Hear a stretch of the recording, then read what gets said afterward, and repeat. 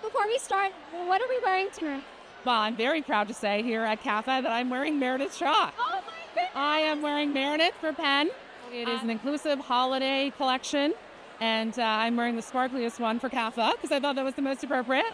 But yeah, there's some beautiful pieces coming out, all available on Tuesday. And what are you most excited about tonight?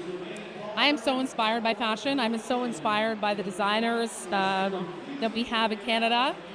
And I want to be here to represent inclusivity and to really celebrate everyone that is doing that here in Canada and showing how if you're not, you could be.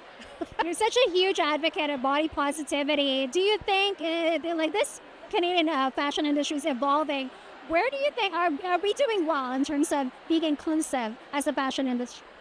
I think for me, it's always better to create change through calling out what's working than criticizing what's not.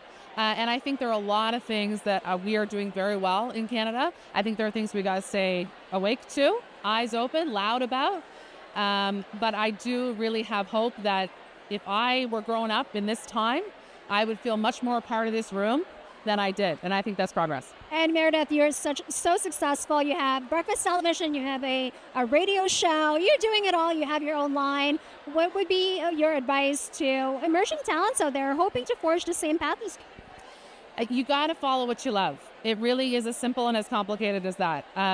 If you love it, if you have passion for it, you're going to work harder at it and bring more of yourself to it than anybody else. And that ultimately is the stuff that distinguishes you and allows you to show up every day, right? And have success. So I wish everybody the possibility of that because, hey, it happened to me.